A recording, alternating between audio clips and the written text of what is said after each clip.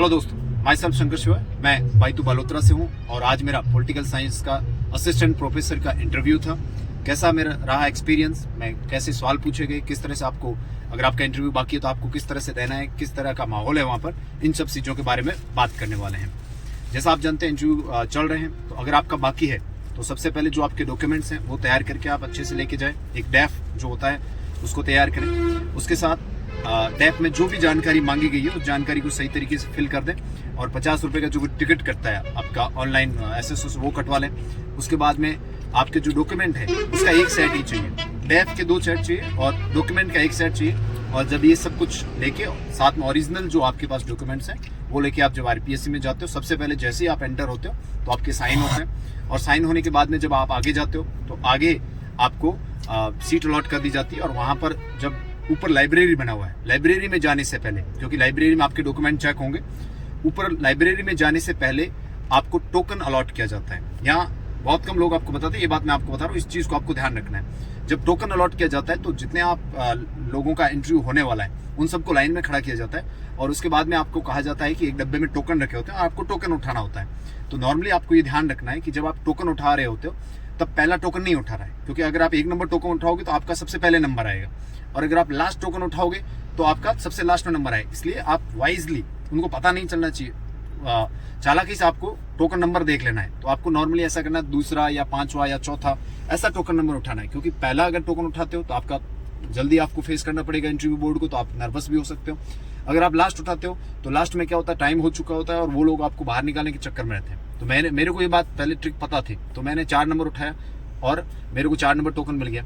अब जब हम अंदर गए उसके बाद में वहाँ पे आपके डॉक्यूमेंट चेक होते हैं, तो आपको डॉक्यूमेंट्स पे वो छेद करके वो लगाने की जरूरत नहीं है, अंदर लोग रखे हुए हैं वो अपने आप लगाएंगे। आपके वो डॉक्यूमेंट्स आपसे ले लेते हैं, जो आपकी फोटोकॉपी वगैरह डैफ वगैरह ले लेंगे, उसको वो धागे में बांध देंगे। उसके बाद में एक एक करके जैसा आपका टोकन नंबर है उसके अकॉर्डिंग वहाँ पर वो डॉक्यूमेंट चेक वाले आते हैं। आपको नॉर्मली ध्यान रखना है डॉक्यूमेंट्स में, अगर आपके पास में 12th BA की मार्कशीट और BA की डिग्री, इसके अलावा MA की मार्कशीट और MA की डिग्री, नेट सेट JRF और PhD अगर आपके कुछ है तो वो, और जो आपका जाति प्रमाण पत्र है वो आपका जाति प्रमाण पत्र जो वो 2023 का होना चाहिए, यानी जनवरी 2023 के बाद का तो आपको ऑब्जेक्शन नहीं उठाएंगे। उससे पहले का है तो आप नया बना लीजिए या फिर उसके लिए एफिडेविट लगा दीजिए। मूल निवास प्रमाण पत्र, अगर आपका विवाह हो रखा है विवाह, अगर आप जॉब में हैं तो जॉब में है तो आपका जो सेवारत प्रमाण पत्र है उसमें जितनी पीछे जॉब आपने की है उन सब का वर्णन करना है, और वह करंट जॉब और पीछे जो जॉब करके आए, पहली जॉब कौन सी, उन सब का वर्णन करना है। कुछ लोगों को वहाँ बाहर निकाल रहे थे जो उन्होंने सही तरीके से अगर जॉब मेंशन नहीं किया। NOC मस्ट है, अगर आपके पास NOC नहीं है तो आपको प्रोविजनल में डाल सकते हैं। और कैरेक्टर सर्टिफिकेट, जो लास्ट आपका कॉलेज है जहाँ से आपने रेगुलर किया वहाँ से, अगर आप इतने डॉक्यूमेंट्स लेके जाते हैं तो आपको कोई भी ऑब्जेक्शन नहीं आएगा, किसी प्रकार का प्रोविजनल में नहीं जाओगे। नंबर 2, वहाँ पे आपके 4 फोटो लगते हैं डैफ में, वो लगाने हैं और 1 फोटो आपको लेके जाना है जो कि वहाँ पे ऊपर मांगेंगे उसके साथ में। और अपना आधार कार्ड जरूर लेके जाएं, क्योंकि आधार ऑथेंटिकेशन वहाँ से होता है। तो ये जब मैं अंदर एंटर हुआ तो मुझे 4 नंबर टोकन मिला। तो 4 नंबर टोकन मिलने के बाद मेरा मतलब है 4था नंबर मेरा इंटरव्यू में था, और मेरा जो लकीली जो बोर्ड था वो मंजू शर्मा मैम का बोर्ड था। और 4 नंबर पे जब मुझे बुलाया गया तो अब मैं आपको जो चीज़ बताने वाला हूँ वो इंटरव्यू का मेरा एक्सपीरियंस कैसा रहा, किस तरह से सवाल पूछे, कैसा माहौल है और किस तरह से ग्रुप्स में या बाहर जो चीज़ें चल रही उससे RPSC में कितना अंतर है, जब आप अंदर जाते हो तो आपका अनुभव कैसा रहता है, इस चीज़ के बारे में अपन बात करेंगे। तो मेरा 4 नंबर पे था। अब बाहर आपको बिठा दिया जाता है, वहाँ पानी का गिलास रखा होता है, आप आराम से बैठ के बातचीत कर सकते हो। और फिर जैसे ही वो अंदर से आगे जिसका इंटरव्यू बाहर आता है तो आपको अंदर बुलाया जाता है। आप अंदर जाते वक्त जैसे हम नॉर्मल ग्रीट करते हैं, जैसा हम सबको सिखाया गया वैसे मैंने ग्रीट किया। उसके बाद मैम ने बोला कि आप बैठिए, और फिर मैम ने सामने से पूछा कि आप कंफर्टेबल हैं, तो मैंने कहा यस।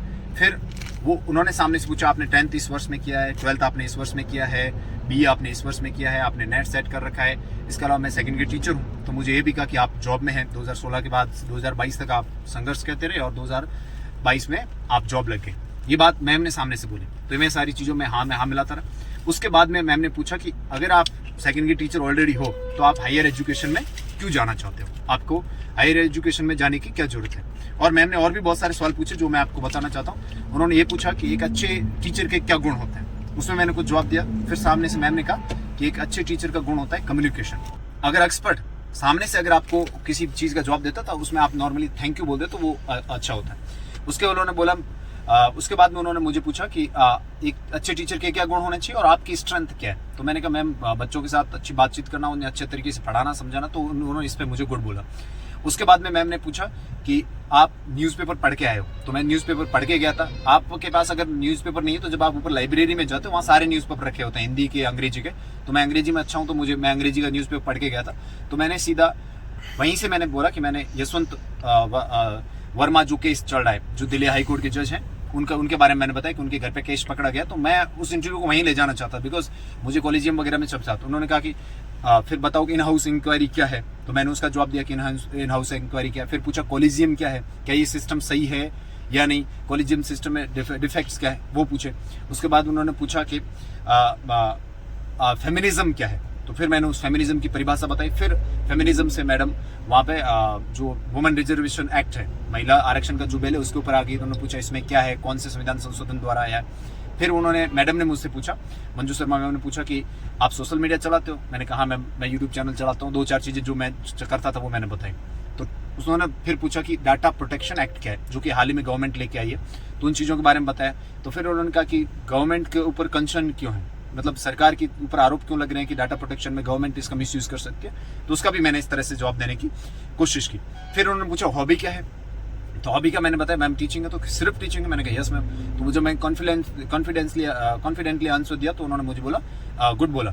उसके बाद में जो एक्सपर्ट थे दूसरे, उन एक्सपर्ट को ये बात सौंप दी गई। मैम एक्सपर्ट को दे दिया। उससे पहले मैम ने एक और सवाल पूछा था। मैम ने कहा था कि आप कौन कौन सी किताब पढ़ के आए, इंटरव्यू के लिए कौन कौन सी बुक्स पढ़ के आए। तो मैंने एंड्रयू हाउड, राजीव भार्गव, ऐसी किताबों के बारे में बताया। तो वो सेटिस्फाइड थे।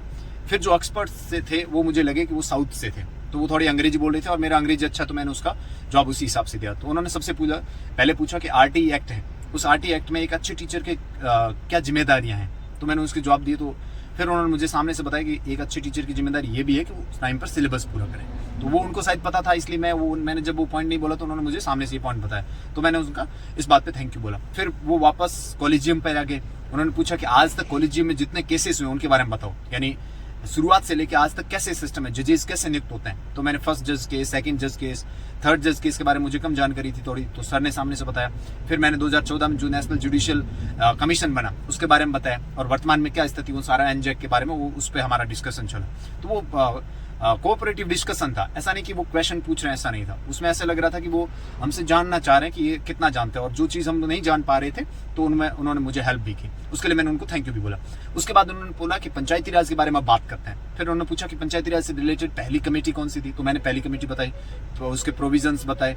फिर मैंने दूसरी कमेटी के बारे में बताया, और फिर मैंने एक पॉइंट बताया कि एक कमेटी थी जिसने कॉन्स्टिट्यूशनल संवैधानिक मान्यता की बात कही। वहाँ मुझे उन्होंने थोड़ा पूछा कि वो व्यक्ति कौन थे। तो मैंने जिनका नाम बताया वो उनको सही नहीं लगा। उन्होंने कहा कि एक व्यक्ति थे, वो वेस्टर्न राजस्थान से आते हैं। उन्होंने पहले मुझे जिला पूछ लिया था, बालोतरा। तो उन्होंने कहा वेस्टर्न राजस्थान से आते हैं और उनके बेटे वकील हैं, तो आप बताओ वो कौन थे। उस पर मुझे याद नहीं आया। तो 1-2 बार पूछा कि याद करो, याद आ जाएगा। मुझे याद नहीं आया। फिर मैंने सॉरी बोल दिया। मैं पूरे इंटरव्यू मैंने एक बार ही सॉरी बोला था, और वो इस वेस्टर्न व्यक्ति कौन थे वो अभी भी मुझे पता नहीं था, इसलिए मैंने उस पर सॉरी बोला। फिर उन्होंने पूछा कि 73rd अमेंडमेंट जो संविधान में प्रावधान किए गए वो प्रावधान बताओ। तो मैंने ग्राम सभा आर्टिकल 243 से 2-3 प्रावधान बताए। फिर उन्होंने पूछा कि जो 11th शेड्यूल है, जो 11वीं अनुसूची है, उसके अंदर कितने विषय हैं। तो मैंने 29 सब्जेक्ट्स हैं। फिर उन्होंने मुझे कुछ सब्जेक्ट्स पूछे कि कितने विषय हैं, उनके बारे में बताओ। तो मैंने बताया। और फिर जो साउथ से जो एक्सपर्ट सर थे, उन्होंने मैंने जो अंग्रेजी में जवाब दिए थे वो काफ़ी मुझे मुस्कुराते हुए बोल रहे थे, और वो काफ़ी सेटिस्फाइड थे। उसके बाद में उन्होंने एक और एक्सपर्ट थे, वो भी सर थे, उनसे उनको दिया। तो उन्होंने कहा कि आप IR तैयार करके आओ, तो आप बताओ IR में आप मुझे बताओ सार्क क्या है। तो फिर सार्क के बारे में बताया। फिर मुझे सार्क बंद क्यों पड़ गया, तो मैंने उसके बारे में बताया कि 2016 के बाद इसका कुछ हो नहीं रहा है और इंडिया दूसरी चीज़ों पे फोकस कर रहा है पाकिस्तान की वजह से। तो फिर उन्होंने पूछा बिमस्टेक क्या है, फिर मैंने उसके बारे में बताया। और फिर सर का सवाल था क्वाड क्या है और उसके उद्देश्य क्या है, वो क्या करना चाहता है। तो वो मैंने अच्छे तरीके से उसका जवाब दिया। और फिर इतनी बातचीत होने के बाद में सर ने मुझे बोला कि आप टॉपिक कुछ तैयार करके आए हो। तो वो मेरे से पूछा था, उन्होंने टॉपिक नहीं दिया। तो मैंने कहा सर मैं तैयार करके आया, तो आप पढ़ाओ।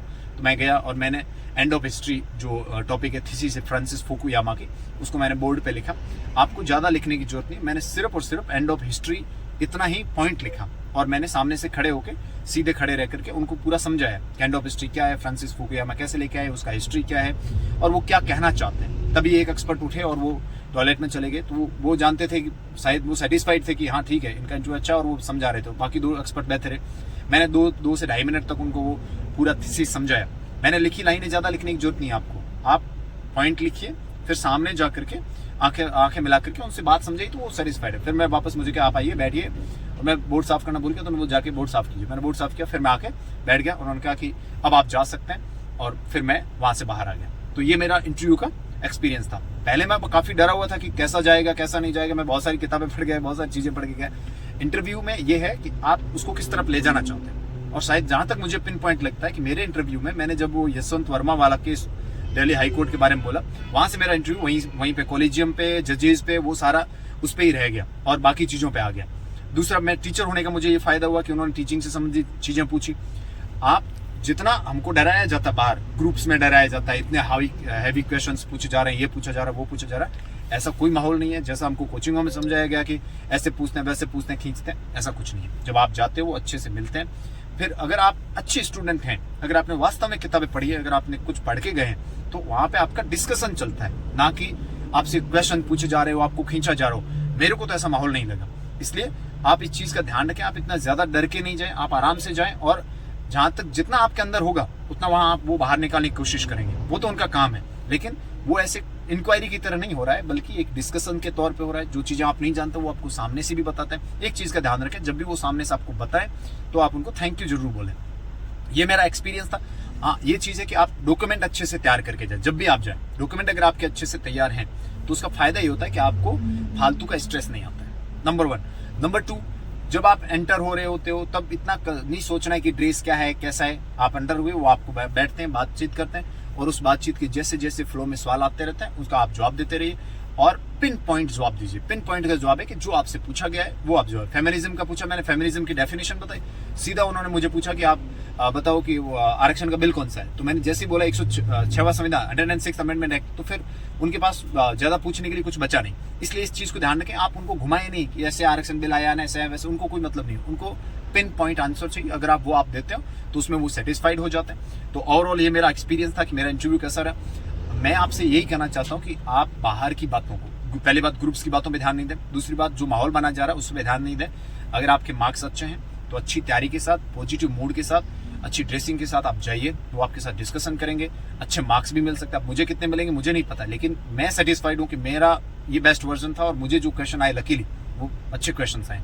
आपका जो एरिया है आप उस तरफ उनको लेके जाएंगे तो वो आपका बहुत ही अच्छा इंटरव्यू जा सकता है। और अभी मेरा असिस्टेंट प्रोफेसर का इंटरव्यू अच्छा गया, मार्क्स अच्छे हैं, तो आने वाले समय में इस यूट्यूब चैनल पे मैं आपको और भी बहुत सारी सूचनाएं, बहुत सारा मटेरियल डालने वाला हूं। तो अगर आप नए हैं तो सब्सक्राइब कर लीजिए, और लोगों के साथ जरूर शेयर कीजिए जिनको इस इंटरव्यू के एक्सपीरियंस का फायदा हो सके। Thank you very much.